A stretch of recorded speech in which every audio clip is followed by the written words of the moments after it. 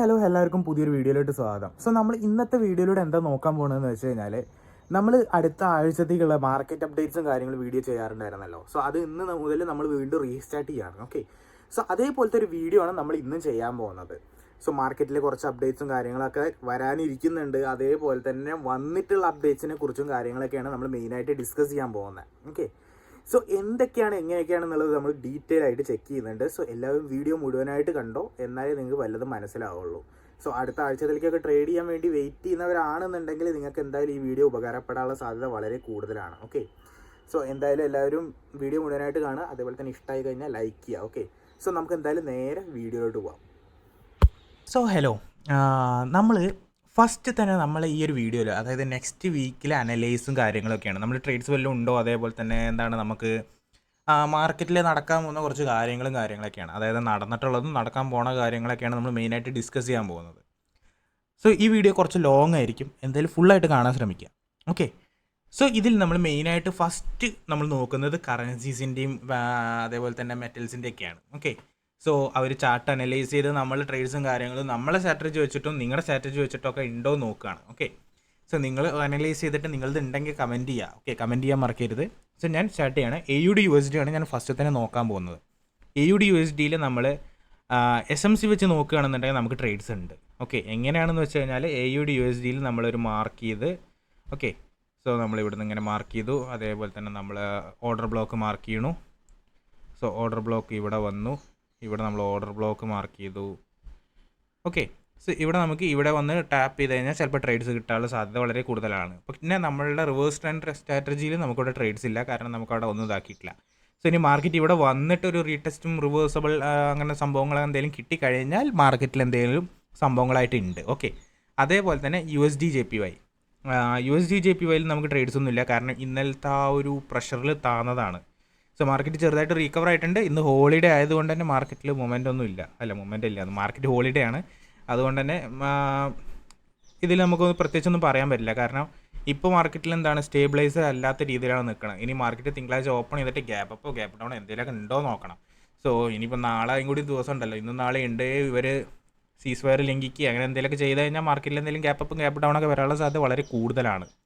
Okay, അതേപോലെ തന്നെ യൂറോ/USDയിൽ നമുക്ക് ട്രേഡ്സ് ഒന്നുമില്ല, കാരണം നമ്മളെ ഇത് വെച്ചിട്ട് നമുക്ക് ഒന്നും കിട്ടാനുമില്ല. കാരണം മാർക്കറ്റ് ഓൾറെഡി ഇവിടെയും ബ്രേക്കായി. SMC വെച്ച് നോക്കുകയാണെങ്കിൽ ഇവിടെ വെച്ചിട്ട് എന്തെങ്കിലുമൊക്കെ ഉണ്ടാവേണ്ടതാണ്. കാരണം ഇന്നലെ മാർക്കറ്റിൽ ആ ഒരു ഇറാൻ്റെയും അമേരിക്കേൻ്റെ ഇഷ്യൂ വന്നതുകൊണ്ട് നല്ല രീതിയിൽ മാർക്കറ്റ് ഇടിഞ്ഞിട്ടുണ്ടായിരുന്നു. ഓക്കെ, യൂറോ/USD ആണെന്നുണ്ടെങ്കിലും USD/JPY ആണെങ്കിലും ഒക്കെ നല്ല രീതിയിൽ ഇടിഞ്ഞ് വന്നിട്ടുണ്ടായിരുന്നു. നല്ല രീതിയിൽ പൊന്തിയിട്ട് ഇടിഞ്ഞിട്ടുണ്ടായിരുന്നു. USD/JPY അങ്ങനെ ഇടിഞ്ഞു താഴ്ന്നു. ഓക്കെ, ആ ഒരു രീതിയിലായിരുന്നു മാർക്കറ്റ് ഇന്നലെ ഉണ്ടായിരുന്നത്. അത് എന്തായാലും ഫുള്ളായിട്ട് ആ ഒരു ഇത് പൊന്തിയത് മൊത്തം ഇവിടെ കവറായിട്ടുണ്ട് യൂറോ/USDയിൽ കേട്ടോ. ഇനി ഗോൾഡിനാണെന്നുണ്ടെങ്കിൽ ഗോൾഡ് അതേപോലെ തന്നെയാണ്. ഗോൾഡ് നമ്മൾ SL ചെയ്തിട്ട് അങ്ങനെ പോയി മുകളിലോട്ട്, പക്ഷെ കാര്യമില്ല. ഓക്കെ, ഗോൾഡും ഏകദേശം അപ്പ് സൈഡ് തന്നെയാണ്. ഗോൾഡിൽ നമുക്ക് ട്രേഡ് കിട്ടണമെന്നുണ്ടെങ്കിൽ നമുക്ക് എന്തായാലും മാർക്കറ്റ് ആ SMC ലെവൽ, അതായത് ഇവിടെ മാർക്ക് ചെയ്തിട്ട് ഇവിടെ പ്ലേസ് ചെയ്യുന്ന രീതിയിൽ വേണം. പക്ഷെ നമ്മളിപ്പോൾ SMC അല്ല ഫോളോ ചെയ്യുന്നത്, അതുകൊണ്ട് തന്നെ നമുക്കവിടെ ട്രേഡ്സും കാര്യങ്ങളും ഇല്ല. ഓക്കെ, ഇവിടെ റിവേഴ്സബിൾ ട്രെൻഡ് ആയിട്ടുള്ളവരൊന്നും കാണിക്കുന്നൊന്നുമില്ല. അതേപോലെ തന്നെ ഇനിയിപ്പോൾ സിൽവറിലാണെന്നുണ്ടെങ്കിൽ സിൽവറും ഗോൾഡും ഏകദേശം സെയിം ആണ്. അതുകൊണ്ട് നമുക്ക് രണ്ടും ഒരേപോലെ തന്നെ നോക്കാം. ഓക്കെ, ഇനിയിപ്പോൾ GBP/JPY ആണ്. GBP/JPYയിൽ നമുക്ക് കിട്ടാനുള്ള സാധ്യത വളരെ കൂടുതലാണ്. കാരണം എന്താണെന്ന് വെച്ച് കഴിഞ്ഞാൽ ഇവിടെ ഒരു റിവേഴ്സബിൾ ട്രെൻഡിൻ്റെ ഒരു ഏകദേശം ഒരു കാൻഡിൽസ് ഫോമായി വരുന്നുണ്ട്. എങ്ങനെയാണെന്ന് വെച്ച് കഴിഞ്ഞാൽ ഞാൻ കാണിച്ചു തരാം. മാർക്കറ്റ് ഇതാണ് ഇപ്പോഴത്തെ ഹൈ. ഓക്കെ, ഈ ഹൈയിൽ മാർക്കറ്റ് വന്ന് റിവേഴ്സ് ആയിട്ടുണ്ട്. ഓക്കെ, ഇനി നമ്മൾ ഇവിടുന്ന് മാർക്കറ്റ് വന്നു റിവേഴ്സായി. ഇനി മാർക്കറ്റ് എന്ത് ചെയ്തു, ഇവിടുന്ന് മാർക്കറ്റ് റിവേഴ്സായിട്ട് മാർക്കറ്റ് എങ്ങാണ്ട് ഇത് ബ്രേക്കായി കഴിഞ്ഞാൽ മാർക്കറ്റിൽ നമുക്ക് എന്തുണ്ട്, ട്രേഡ് ഉണ്ട്. അപ്പോൾ നമുക്ക് ഇവിടെ ട്രേഡ് ഇട്ടിട്ട് നമ്മൾ ഇവിടെ SL ഈ ഒരു ലെവൽ വെച്ചിട്ട് മാർക്കറ്റ് എന്ത് ചെയ്യും, നമ്മൾ 1:2 വെക്കും. ഓക്കെ, 382 അപ്പോൾ നമ്മളൊരു 700 അല്ലെങ്കിൽ ഒരു 800 വയ്ക്കാം. ഓക്കെ, ഈ ലെവലിൽ ഈ ലെവലിലാണ് നമ്മൾ 1:2 റേഷ്യോ ഇരിക്കുന്നത്. ഈ ലെവലിൽ നമ്മൾ കീപ്പ് ചെയ്യുന്നു. ഓക്കെ,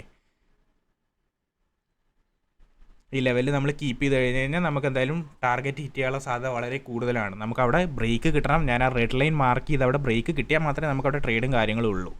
ഓക്കെ, ഇനിയിപ്പോൾ മാർക്കറ്റിൽ എന്താണ് അടുത്തത് ഇന്ത്യൻ മാർക്കറ്റിൻ്റെയാണ്. നമ്മൾ ഈ ഒരു വീഡിയോയിൽ ഇന്ത്യൻ മാർക്കറ്റും കൂടി ഉൾപ്പെടുത്തുന്നുണ്ട് കേട്ടോ.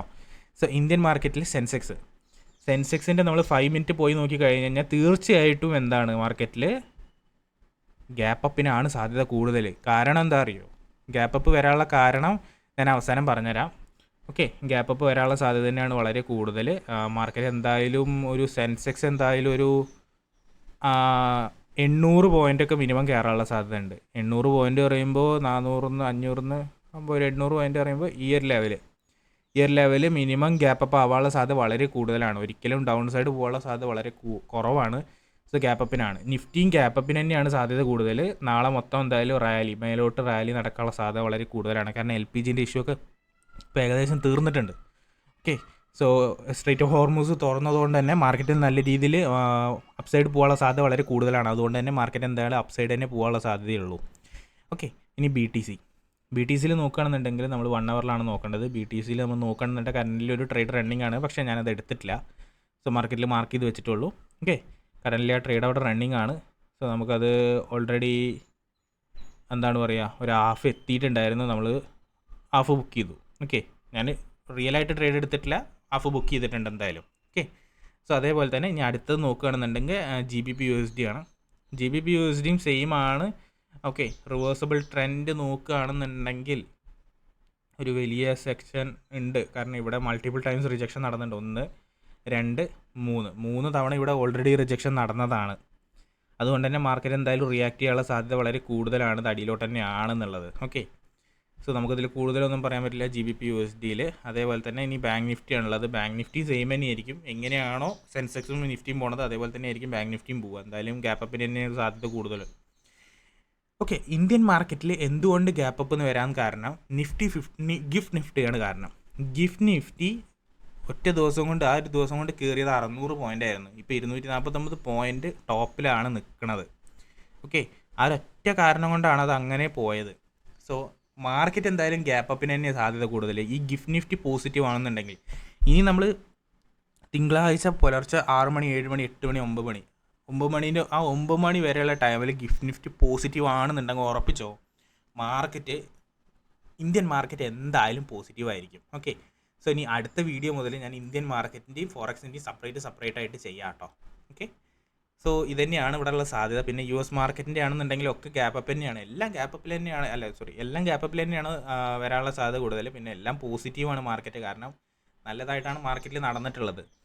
പക്ഷേ എന്താണ് പ്രശ്നം എന്ന് വെച്ച് കഴിഞ്ഞാൽ ഇനി ഈ സൺഡേ എന്തെങ്കിലും നടന്നു കഴിഞ്ഞ് കഴിഞ്ഞാൽ മാർക്കറ്റ് അടപടൽ ഇടിഞ്ഞ് പൊളിഞ്ഞ് വീഴാനുള്ള സാധ്യത ഉണ്ട്. സോ എല്ലാം GIFT Nifty, Indian market full GIFT നിഫ്റ്റിയിൽ പ്രതീക്ഷിച്ചിട്ട് നിൽക്കും. ഓക്കെ, ഗിഫ്റ്റ് നിഫ്റ്റിയിൽ എന്ത് സംഭവിക്കണമെന്ന് വെച്ചിട്ടിരിക്കും നമ്മൾ മാർക്കറ്റ്. ഗിഫ്റ്റ് നിഫ്റ്റി അന്ന് നെഗറ്റീവ് ആണെന്നുണ്ടെങ്കിൽ മാർക്കറ്റ് നെഗറ്റീവിനാണ് സാധ്യത കൂടുതൽ. ഓക്കെ, അത് നമുക്ക് ഗിഫ്റ്റ് നിഫ്റ്റിൻ്റെ ഇതനുസരിച്ച് നോക്കാം. ഞാൻ എന്തായാലും വാട്സപ്പ് ഗ്രൂപ്പിൽ അപ്ഡേറ്റ് ചെയ്യാം. ഇന്ത്യൻ മാർക്കറ്റ് ട്രേഡ് ചെയ്യുന്നവർ എന്തായാലും ഉണ്ടെന്നുണ്ടെങ്കിൽ നിങ്ങൾ കമൻറ്റ് ചെയ്തോ, നമുക്ക് എന്തായാലും ഡിസ്കസ് ചെയ്യാം അതിനെക്കുറിച്ച്. ഓക്കെ, സോ ഗൈസ് ഇന്നത്തെ വീഡിയോ ഇത്രയേ ഉള്ളൂ. ഓക്കെ, സോ ഗൈസ് എല്ലാവരും വീഡിയോ കണ്ടു എന്ന് വിചാരിക്കുന്നു. സോ എല്ലാവർക്കും വീഡിയോ ഇഷ്ടപ്പെട്ടു. അതേപോലെ തന്നെ ഇൻഫോർമേറ്റീവ് ആയിട്ടുള്ള വീഡിയോ ആണെന്ന് ഞാൻ വിചാരിക്കുന്നു. സോ ഇൻഫോർമേറ്റീവ് ആയിട്ടുള്ള വീഡിയോ ആണെന്നുണ്ടെങ്കിൽ മറക്കാതെ തന്നെ ലൈക്ക് ചെയ്യുക. അതേപോലെ തന്നെ നിങ്ങളുടെ വിലയേറിയ കമൻസും കാര്യങ്ങളും രേഖപ്പെടുത്തുക. ഓക്കെ, സോ നമ്മൾ ഡെയിലി കാര്യങ്ങൾ വീഡിയോസ് അപ്ഡേറ്റ് ചെയ്യുന്നുണ്ട്. എല്ലാവർക്കും ട്രേഡിങ്ങിനായിട്ട് ഉപകാരപ്പെടുന്ന വീഡിയോസും കാര്യങ്ങളും ആണ്. സോ എന്തായാലും എല്ലാവരും ഫുള്ള് കണ്ടിട്ട് സപ്പോർട്ട് ചെയ്യുക. ഓക്കെ, അപ്പോൾ ബൈ.